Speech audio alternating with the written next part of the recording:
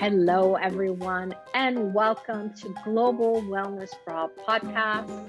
My name is Laleh Hancock, and I have the great pleasure of being your host every single week, bringing in conversations, tools, resources to bringing more wellness and well-being in all aspects of our lives, whether it's relationships, it's finances, business, our bodies and mental health, whether it's having more communion with our magical earth or bringing more awareness and consciousness in everything that we're choosing.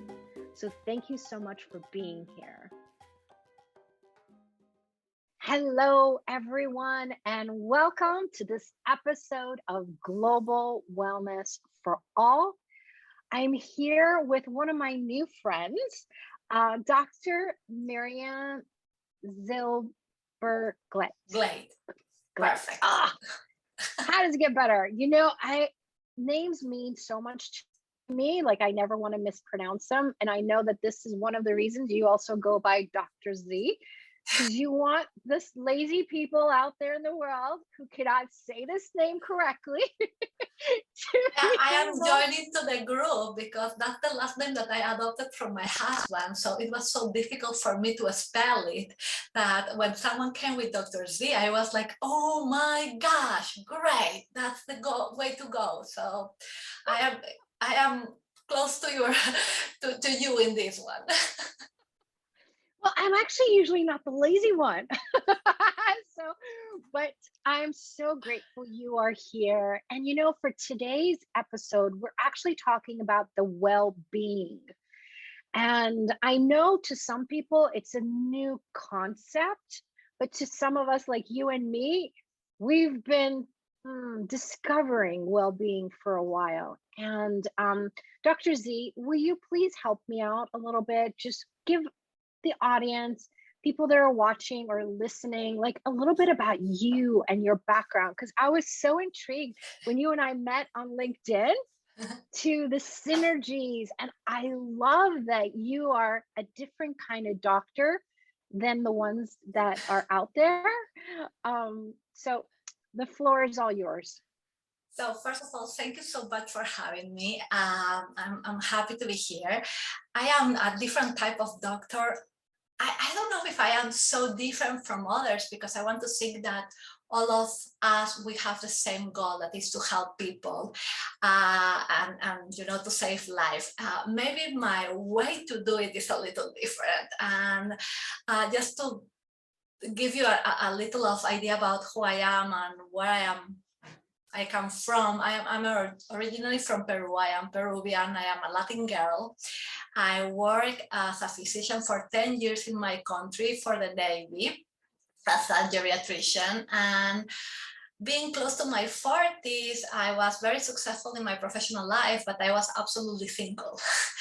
I was lucky enough to meet my husband, but he was living in the US. So we started dating back and forth, Lima, Miami, till one day he proposed and I never went back to Peru. I quit my job via Skype and I started from zero in this country. So I have been here now for 11 years. And that adventure has been amazing because I was able to go back to residency, train in another country. I was able to do again internal medicine, geriatrics. I even got another specialty, which is obesity medicine, which I love.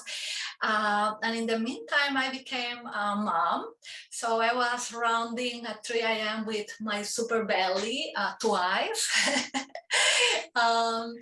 And what else? And I believe that combination of doing certain things that you normally do when you are younger, to go through this new experience, old experience, because they were old because I knew about them, but they were new because at my age and in a different country and in a different language and being pregnant were different, gave me a different perspective of what medicine is about, how you can help people, and the value of what you were saying, well-being, right? It's not enough to give right medication and do the right diagnosis to treat symptoms. We need to treat human beings. And that vision of this comprehensive holistic approach where you see your patients or any human being in front of being as that, as a human being, someone that has a heart, that has family, that has fears, that has dreams, right? Not only livers and hearts and kidneys. I believe that that's what makes me a little different maybe from others. Well, that's, I think, one of the things that makes you very different from others. I love it. Like, when we met, you had just quit your job and you were, the book was already out and you were starting a whole new world. And I think that alone I want to highlight, because the story of what you shared, most people think they have a successful career and their life ends there. And what you did multiple times in your life is appreciate the success, appreciate the difference you are making, but also at 40 you said, what about me? Because I see so often, especially doctors, they give up themselves for the patients and for the life of medicine, but then it's always this, like, they're last on their list, which it's a problem. Affects your own health, it affects your own health that way.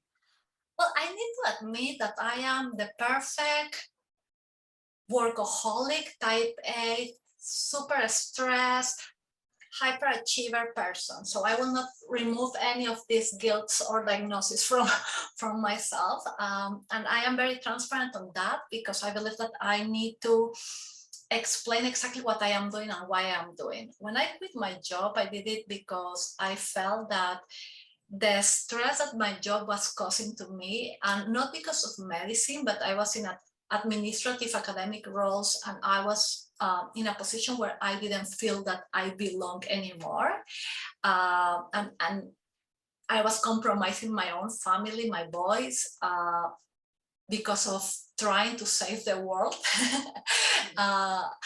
Something that may look very interesting and nice, and but we need to learn that there are limits and there are things that we can control and things that we cannot control, and that's the lesson that I learned during these couple of years. But also we can learn about the opportunities, right? So yes, there are things that I can control, there are things that I cannot control, but from those that I can control, how do I control them? How do I transform negative into positive? And you were saying something that is very interesting. Doctors, we have this idea that we need to be altruistic and give. If you don't have nothing inside you, and that means knowledge, energy, health, love, whatever it is, right, or all together, you have nothing to give to others. So what happened for me is that I was getting to a point that I was trying to help, but I didn't have the tools. I didn't have the knowledge. You don't go to medical school to learn leadership skills, communication skills. You have no idea about emotional intelligence. Forget about well-being. That's a term that I discovered a year ago. Meditation and mindfulness, and growth mindset and positive psychology were, like, for me, like, ooh, a different world, right? So if I want to help my residents, if I want to help my staff, if I want to help my patients, how do I do it if I have no clue how to do it? So I decided to start learning. I became a certified mental health ally. I did fellowships on leadership education. I did a training as an advocate for physician well-being. So then I discovered that, oh my gosh, I'm trying to help everybody else, and if I am not burned out, I'm very close to that, and my life is a disaster right now. So I believe that the lack of self-awareness that we have is hurting us, and it's hurting all of those that we are trying to help. And we need to start being aware of that so we can do what we want to do. And that takes time and effort, and it's painful too. Yeah. And it's interesting because what you just described was the purpose of why we even started Global Wellness Raw. I have multiple businesses, and one of them is a management consulting company. So I would work with executives and, individuals in leadership or training them to become leaders. And I saw that I can contribute to them around certain things. But if one of them had problems at home, or they had financial things going on, stress, or they had whatever was going on was this ripple effect in the business. And I realized I need another business that can contribute there, because I saw it wasn't just them, but I saw the ways of how a business really goes from wellness to disaster from its leadership. And that leader is guiding everybody else, but if they, like you described it, if they themselves are not having any wellness or well-being, their being, and it's a give. And one thing I had learned through the tools of an organization called Access Consciousness is we cannot help and give. What we have to be willing to be is empower and gift and receive. So, I knew, for me personally, I wanted to be a pediatrician. I went to school. Right before I was starting med school, I decided to take a year off to get married so I could take care of him. But my whole life was about taking care of everybody else. I loved it. But I realized, no, what I actually was doing was, one, moments driving myself crazy because of the choices they were making. But I realized that when I was willing to be the leader that contributed, they had something to reach for. But when I went to go be the helper, I got stuck in their stuff, and neither one of us could help each other. So, and this is a journey. I'm learning it every day because I care so much. I have to do it every day. But really, I'm so grateful for you in this conversation, because I interviewed another doctor too, who was incredible in her journey of realizing, what, I cannot let me be here and say nothing. I have to have a voice as a doctor, and not the voice of what the hospital may require me to have, but a voice. And so she went a different route as well. But it's not about the fight, but it's knowing you have to start from within. And you need to be close to your values, right? We grow, we change, we can change our paths, we can change, like I have been doing, you can change your country and even your language, but you need to be close to who you are as a person and your values. And I believe that something that could break your heart really is to separate from who you are. You go and you see yourself in the mirror every night and you ask this question: was this day aligned to who I am? Do I feel proud of what I did or not? And that question is really the one that opens your eyes to, I am living the life that I want to live or not. I am being truthful to who? To myself, or to my boss, to society, to whoever. And there's a phrase, a word that someone taught me probably a couple of years ago. I never heard about it, and it's moral resilience. And we talk a lot about resilience per se, right? The concept of bouncing back. But moral resilience actually means that you will do what is correct even if it is not convenient. And during difficult times, I use that as my paradigm. It's my mantra. And I ask myself, is this the right thing, even if it's not convenient? And when the answer is yes, it's the right thing, I keep going, even if it's painful, difficult, challenging, because it makes me feel at least in peace with myself. And I feel like that concept has saved my life and has avoided me to really, I will not say that saved me from burnout, because I am in burnout, but not to, go down that hill, has been keeping me safe and aware and looking for ways to, to keep going trying to be loyal to myself and to those that I love and I care about. And that doesn't mean just family, because as physicians, caregivers, or servant leaders, we love those that are with us every day, right? Those that are working with us, those that we are teaching, those that we are treating as patients or educating as students. So I suggest anybody that is in a situation where they have to take decisions to ask that question. Is this right? Does it make me proud, even if it's not convenient? And that will give them the strength that they need to keep going. Yeah. And I think, one of the things that we're talking a lot about recently is how much we plagiarize our families, friends, values, countries. Like most of us grow up as a little kid being so different than anyone else. We have our uniqueness, our looks, our way of laughing, the way we play. But then we come to school and we learn, oh, we have to do it a certain way. So it's like you give up your ability to be you. And then even with family, how do I fit in so my mom doesn't get mad at me, or my teacher doesn't get mad at me? And then we get to a place, some of us do, maybe it's in our 20s, maybe it's in our 30s, or maybe some of us 50s, where we're like, who am I? Like, I've created so much of me being everybody else, making everybody else happy, but I've cut off pieces of me to get there. And what you're describing is that be you, even if it might inconvenience others, Yes, others are yourself, because sometimes it's inconvenient to do the right thing. I can use a couple of examples without details. Bystander syndrome, right?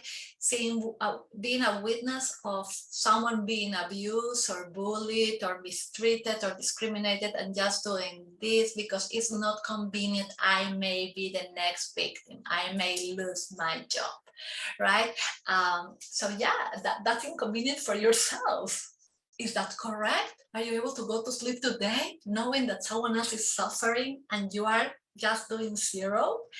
And like this, there are many examples, right? And sometimes we need to take some risk and go out of our comfort zone and do what is correct, right? We have that power, and I like the word empowering, right? And I believe that we are missing the opportunity in schools and college, right, to start re-empowering people, right? Telling them you control your life.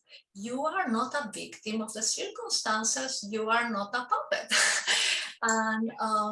And in my kid right now, he's 8, but a couple of years ago, I came back from work and I was not having a good day. And I am very open, and I talk with my kid. My kid is a very smart kid. And I remember that I shared how I was feeling, and he told me something like, "Mommy, this is your life, this is your choice, this is your journey." And I'm actually using that, like the first page of my book will have that sentence created by a 6-year-old at that point. Now he's 8. Super cute, super real. And in some way, that's the message that I'm trying to provide during the book. And I'm trying to transform this idea of a life that is linear, right? Where if you fail here, there's no way that you can come back, right? And where we are living afraid of what they will say, what happens if I do something wrong, etc., because there are not options. And transforming is something that is like cycles, like when we play, well, I don't play any of these virtual games. I'm not good for that, but I see my kids. And you're playing these video games and you have a level, and if you don't pass that level, you have a chance to do it again, right? And what happened? Now you know the tricks, you are much better, so you can go to the next one. So imagine if life is like that. Imagine if life is just kind of cycles of episodes in your life that you close one so you can go to the other. So I was asking myself in my scientific mind, okay, so if we have cycles in nature, right? Because day and night, year after year, your periods, right? Every 28 days, even energy, right? The way that we produce energy, the Krebs cycle and pollination and so many things, right? Why the life could not be like that. But what is interesting is that every cycle is very similar, right? It happens exactly the same. So I was thinking, how is my cycle? How do I live my life? And I found this idea of 3G. And that's the name of the book, the 3G cycle. And the 3Gs represent number one, goal, because everything starts with a goal, right? What do I want to do? What do I need to achieve? Sometimes it's what you want, your dream. Sometimes it's what the pressure of society tells you need to go to school at that age, right? The second G is grit, because you need some kind of energy, fuel, and motivation, something that keeps you going so you close that cycle, right? And then my last one was, okay, it's goal again, because you close the cycle and you achieve your goal. And what happens if you don't get your goal, right? How many times we don't get what we want in life? So that's the end of the cycle. So what I realized, looking back on, on my own story, on my own experience, is, yeah, sometimes I don't get what I want, but I get something every time, which is growing. I learn something. I am not the same one that started the cycle. And this new experience, this new knowledge will allow me to go into the same cycle again and do it better, or to find out that that cycle was not really for me and that I need to change directions. And then I added a few other things that also happen in science that are catalysts, right? We have rain or sun that will help the flowers to grow. We could have a very bad storm that will destroy everything, right? So I have positive and negative catalysts. Positive, having a lot of people, having a lot of money, maybe could be a good catalyst. Being blonde with a beautiful body could help you in life too, right? And you could have a negative group of catalysts, right? Being part of a minority, having a mental illness, having a disability, right? And the question is, are they really negative, or are just those catalysts that may delay the process, may challenge you more, but are those the ones that actually put you in the place where you will learn more, that you will grow more, that you will develop more skills? So they are not negative. They are just, not the ones that you want to have. So the book is divided on that. Every chapter is one catalyst, and the goal, grit, and growth. And each chapter has a story of someone that went through that catalyst and achieved something.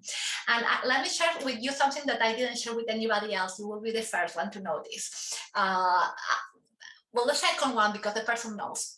So I interviewed someone that I love. I never met in person. I met her like I did with you through LinkedIn. And this beautiful lady, Leslie, she lost her son by suicide when he was 20. A beautiful guy, successful, amazing, with no mental illness or anything that will be a red flag. 1 week after this happened, she promised herself that she would do whatever she can to avoid this to happen again. So she created an organization that is actually helping her. She goes from school to school to teach resilience to kids, so they can grow in a way that they are stronger and they are ready for life and, ready to ask for help when they need to. And I saw that if I want to advocate for well-being, the best way to advocate for well-being is to start when we can really do something, and it's with kids. So the goal of the book is, when we start the pre-sale of the book, is collect the money to donate to her organization to actually help her to continue her, with her journey of saving life and saving kids and creating resilience, which I believe is the most beautiful story, and such an amazing goal to have. Wow, that is beautiful. And you're beautiful. And I'm so grateful that I got the pleasure of meeting you. Thank you. There's so much. So this book, it's not out yet, right? So this book will be on pre-sale in August, the first week of August. It's already written, so we are going through the editions, which is very interesting. Yes, it's kind of an interesting, it's the first book that I wrote a chapter, but I used to write many things. So writing this is different, but I had so I am not sure how to explain this, but I have been so lucky. I met this amazing group of people. Their stories are spectacular. I have survivors from cancer to people donating their kidneys, to people creating organizations, to very famous journalists and people that has been doing or giving TED Talks. Like, as soon as I said, I need help to help others, they say, yes, how can I help you? And my book is more than a book. My book is my personal journey to learn, my personal journey to save myself, to escape from burnout, to become a better mom, a better daughter, a better wife, a better person. But it's not a lonely journey. It's a very collective journey, because you can tell that all these individuals, I'm talking about more than 20 people, they have been, you know, walking with me through this, and I am very grateful. It's amazing. Some of them, they never saw me in real life, and they just said yes to the idea of helping others, which is amazing. Yeah. I have to say that years ago, I would say that was pure luck. But today, I cannot say that anymore. It's you. It's what you're being. And you talk about well-being, honey, but that is you. The real you is shining through. And when you're being you, people want to contribute, because the real us isn't the anger, the frustration, the meanness. It's the kind, the caring, this generosity of spirit, wanting to empower people, wanting to create something different. And that energy of you and your enthusiasm for living is a draw. It pulls people in. It was so funny. I mean, just to tell the audience, when you asked for us to connect on LinkedIn, I saw your profile and there was this energy. It was like, yes, I have to say yes, because I don't say yes to everybody that wants to connect with me on LinkedIn, because many just want my network, my large network. But it's just funny, like there was that draw. And I think more and more people are going to wake up and see this whole well-being is really a very different thing than most of us imagine. It's an everyday self journey, and a journey to be you. And when you're being you, it inspires others. We can't force people to choose. We can't force them to do anything or be anything. But when they see it's okay to be themselves, the real them, they see, wow, that's actually possible, It's important to tell people that we are not perfect, and it's important to share our vulnerabilities and say, I am scared, and you know what? Yes, I am burnout, trying to escape from this, and this is what I am doing, and it will be difficult, and some days will be better than others, and I will make some mistakes, but you will read about those, right, with me. You will go in the book with me through the book, right? And I even share my bad days. And I had a very fun experience with my happiness and joy chapter. My mom was not doing well, sadly. She has dementia, and she was having a very difficult weekend. And that was the weekend that I was supposed to, complete the happiness chapter. And I am writing, how do I talk about happiness? Looks like very ridiculous right now because I'm feeling miserable, right? So I go through that chapter sharing how I went from one side to another, how you can find happiness even when you feel like you are really drained and sad and scared. Yeah. And why I'm doing this, right? Because when I share this, what I am doing is not only opening my heart to others and being vulnerable, which is in some way feeling like you are emotionally naked. So it's very difficult to do it, especially for a doctor, right? We are supposed to be super heroes. So saying I am scared, or I feel bad, or I feel sad, that's not typical for a doctor. But why I'm doing this, why I'm placing myself in a situation that is so uncomfortable, because I believe that that's the clue for others to understand that they can do it too. That I am giving, not only I am giving permission, but that they have permission to be themselves. They have permission to have feelings. They have permission to have good days and bad days. And they have permission to ask for help if they need to. to get help and support or a hug or whatever they need. And that it's okay. And that we are not supposed to be perfect, and that we are not supposed to be okay every day. That's not realistic.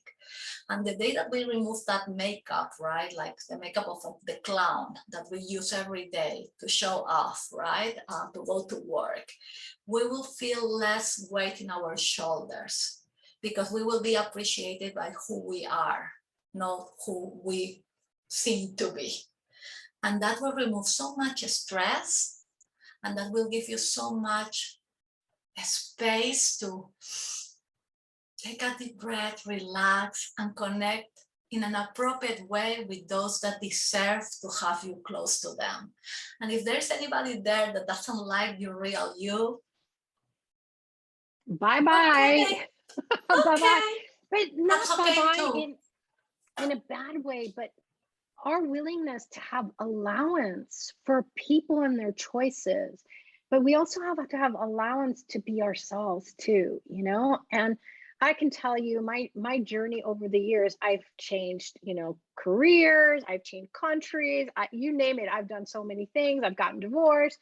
And all of them created that I lost people in my life. But I was so grateful for the time they were there, you know, and we came to a point where it was just not required anymore. We went different journeys. And I think that's the thing. Most people want to make it a fight if they're not on the same page, or that there is a problem. No, each of us has choice, and we get to choose it and see what's going to work. And the minute we remove, you called it the makeup, I say the mask, right? Once we remove these makeup and masks, more people are drawn to us. Yes. Because that wall between us goes away. And I have a funny story. I grew up and my parents were not very far away from rich, really. We had difficult times. We lost our house and etc. And I remember that I used to go to a private school, not because we had the money, but because we were very good students. So we had the help that, right, that allowed us to stay there. And I never had a Levi's or Reeboks or whatever. My friends used to go to the US and bring this. I don't know if you have an idea what is a trapper keeper. I have a trauma with the trapper keepers. They were very fancy folders, beautiful. I don't know. I remember that. I never had one. I didn't have the money, right? And my dad used to tell me, I cannot give you this and that, but I can give you love, and I will give you the best education. So you will get in life whatever you want. And he did the same for my sister, who is amazing. So I was talking with a friend that we are friends since we are 3 years old. We were like this. We separated with life, but we are in contact. And we were talking. And I shared this, but I am telling you, and I told her, actually, the story started with, I don't know how to use a bike, because I had to decide between a bike and the how you call the roller, you know, the rollerblade. Yeah. So